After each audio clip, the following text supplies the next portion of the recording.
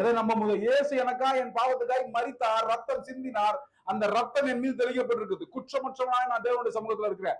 என் தேவன் நல்லவர்னு துதிச்சிருக்கிற எல்லா விசுவாசியும் என்ன பண்ணும்? இது நடக்கும். மழை நிக்கும்.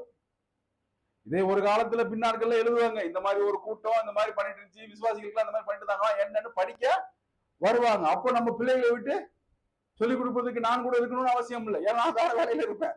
நம் பிள்ளைகள் அவர்களுக்கு என்ன பண்ணும்? எடுத்து சொல்லும். எப்படி நாங்கள் மலையை நிறுத்தணும்? நாங்கள் உபாசியும் ஜோம் பண்ணல, ஒண்ணும் பண்ணல. போகும்போது அப்படியே போற போக்குல சொல்லிட்டு போவோம். அது அப்படியே என்ன பண்ணும்? வெயிட் பண்ணும், நிற்கும். எப்படிப்பட்ட தேவ புத்திரர்களாய் நம்மள வைத்திருக்கிறார் பாருங்க. இத்தனைக்கும் காலையிச்சு அவரை தேடலனாலும், அன்னைக்கு கோபப்பட்டு கத்தி இருந்தாலும், இவைகள் எல்லாத்துக்கும் மேலே ஒரு புரிதலை கொடுத்திருக்கிறார். எதற்கு மேல புரிதல் கொடுத்திருக்காரு? இதுக்கு எல்லாத்துக்கும் மேல என் தேவன்டா. என் தேவனை ஒருவனும் என்ன பண்ண முடியாது, சிங்காசனத்துல இருந்து இறக்க முடியாது. என் கோபமோ என் பாவமோ என் தேவனுடைய அவர் சிந்தின ரத்தத்தை கேன்சலே பண்ண முடியாது. இல்ல, நான் மாறுவேன். என் பாவம் தான் போகும், என் பாவம் தான் தொலைஞ்சு போகும், என்னுடைய பழக்கங்கள் தான் மாறும். அவர் மாற மாட்டார். ரத்தம் இந்த மாதிரி இந்த கூட்டம் ஏதோ பண்ணிருச்சு, ரத்தத்தை திருப்பி அவர் சரீரத்துல செலுத்துங்கடா, சிலுவை கேன்சல் பண்ணுங்கன்னு ஒரு உடம்பு என்ன பண்ண முடியாது.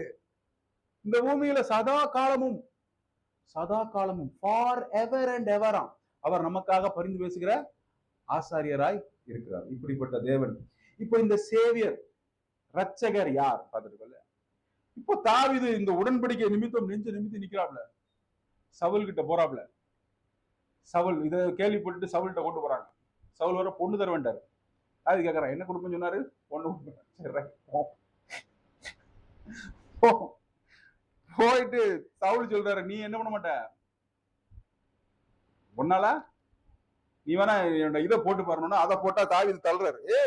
ஏன்னா 16 வயசு பையனுக்கு நீங்க 40 கிலோ தூக்கி மேல போட்டு தாவீது நடக்க முடியல. சின்ன பையனா இருக்கா தாவீது, ஆடு என்னால முடியாது, நான் இதை என்ன பண்ண மாட்டேன், போட மாட்டேன். ஆனா எது மாறல? இந்த ப்ரொடெக்டிவ் கியர்ஸ், அதாவது பாதுகாப்பு கவசம் எல்லாம் உலகம் அவர்களுடைய புரிதல்ல கொண்டு வந்தது. தாவீதுக்கு நல்லா தெரியும், என் தேவன் சொல்லு போற என் ஜீவனை ஒருவனை எடுக்க முடியாதுடா அப்படின்னு தாவீதுக்கு புரிஞ்சு. இந்த புரிதல் எங்க வந்துச்சு? உடன்படிக்கையில் தியானம் பண்ணும் பொழுது. அதனாலதான் பின்னாடி எழுதுறாரு, நான் உன்னுடைய சாட்சியில் தியானிக்கையிலே எதிரிகள் பிளான் பண்ணாலும் நான் என்ன பண்ணுவேன், பிளான் பண்றியா, நாளைக்கு நீ என்னைய வெட்ட போற, சரி நீ போ, நான் என் சாட்சிகள் தேவனுடைய சாட்சிகளை தியானம் பண்ணுவேன். அப்படிப்பட்ட மனிதன். படிச்சோம் இல்லையா, 2 வாரத்துக்கு முன்னாடி படிச்சோம்ல. இப்ப என்ன ஆகுதான், எதிரிகளை காட்டிலும் நான் ஞானவான் ஆகிறேன். எதிரி அப்படியே இருக்கான், அப்படியே சுத்திட்டு இருக்கான், அதே டிக்கெட்ல உட்கார்ந்து அதே பேசிட்டு இருக்கான், அதே மாதிரி எல்லாம். நீ வளரவே இல்லையாடா, ஆனா இவனோ வளர்றானா, இவனோ பெரியவன் ஆகிறான். தாவீது சொல்றாப்ல. சோ